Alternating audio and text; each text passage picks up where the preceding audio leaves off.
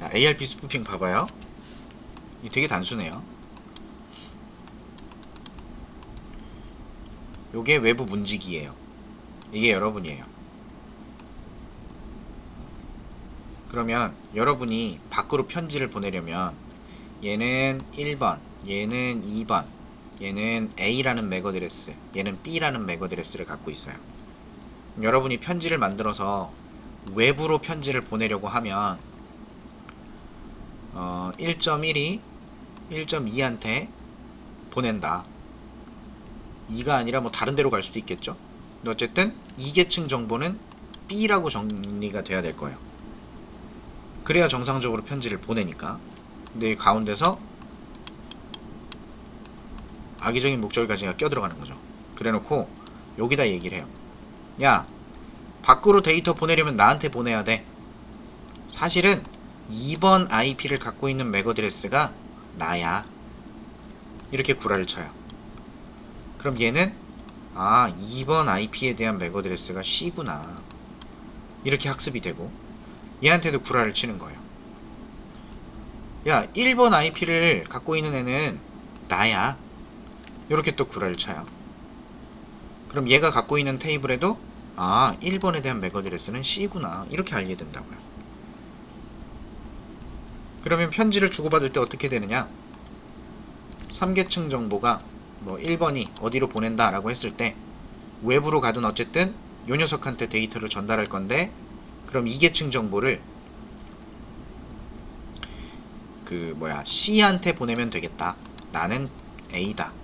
요렇게 해서 편지가 만들어진단 말이에요. 그럼 스위치는 어떻게 하겠어요? C라는 맥어드레스를 가진 장비 쪽으로 보내준단 말이죠. 게이트웨이한테 안 가고. 2계층 정보가 수정되어 있으니까. 게이트웨이 주소가 C다. 그래서 얘한테 와요. 그럼 얘는 그 안에 있는 데이터 호로록 뜯어보고 다시 정상적으로 얘한테 보내주는 거지. 그럼 요놈은 바깥으로 데이터를 보냈다가 돌아오는 정보를 봤더니 이거 C한테 다시 보내줘야 되겠네? 1.1이네? 근데 1.1의 맥어드레스를 다르게 알고 있는 거죠. 그래서 얘한테 또 응답을 줘요. 그 정보를. 그럼 얘는 받은 걸 또 호로록 해서 안에 내용 확인하고 다시 얘한테 정상적으로 전달해주면 되는 겁니다. 여러분이 통신하는 모든 데이터가 나를 통해서 갈 수 있게끔. 지금 얘가 가짜로 양쪽에다 막 얘기를 했죠. 이거 되게 쉬운 개념인 게, 강의할 때 강사가 여기 앉아있는 학생들이 있는데 홍길동을 또 찾고 싶어요. 홍길동을 찾고 싶은데 여기서 얘가 장난친다고 홍길동씨 라고 했는데, 내가 홍길동씨 라고 했는데 얘가 네 저요 이렇게 얘기한 거예요. 먼저 얘보다. 여기다가 홍길동씨라고 알고 있는 거예요. 그럼 나는 얘 홍길동한테 뭘 보낼 때 이쪽으로 데이터를 보낸다고 쓰겠지. 몇 번째 자리에 앉아있는 홍길동에게 보낸다. 그럼 얘는 그걸 데이터를 받았을 때 정상적으로 홍길동한테 주면 돼요. 안에 내용 다 뒤져보고. 홍길동한테도 얘기하는 거지. 야, 사실 강사 자리는 여기야. 구라를 쳐놓는 거죠. 홍길동이 밖으로 데이터를 보내려고 할 때, 또는 강사한테 데이터를 보내려고 할 때 얘한테 데이터가 전달되는 거예요. 중간에서 가로채는 거지.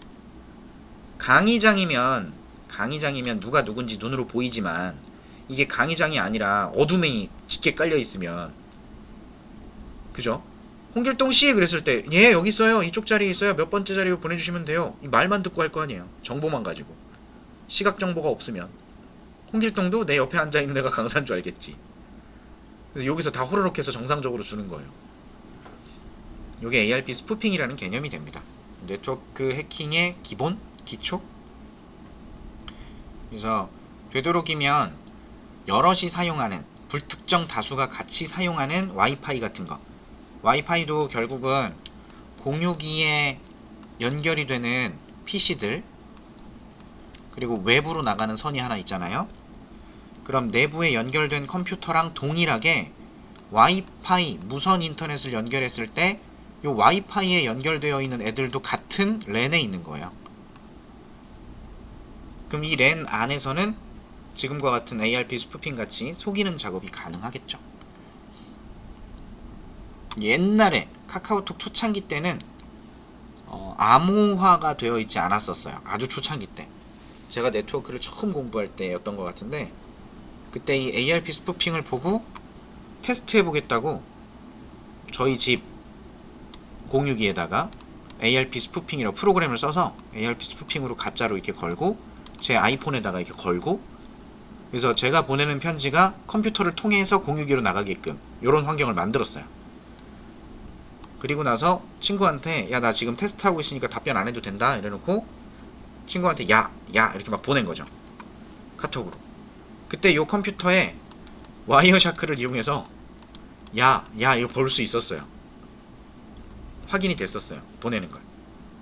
답변이 오는 것도 확인이 됐었는지 기억은 잘 안 나는데, 하여튼 중간에 이 카톡 데이터를 캡처해서 확인해 봤었습니다. 아,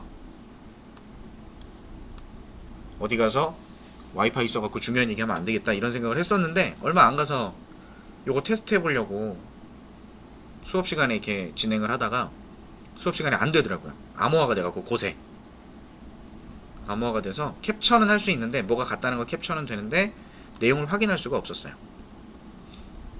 그래서 되도록이면 이렇게 여럿이 쓰는 네트워크 환경에 가셔서는 좀 중요한 정보는 좀 통신할 때 사용하지 않으시는 것이 좀 더 안전하지 않을까 합니다.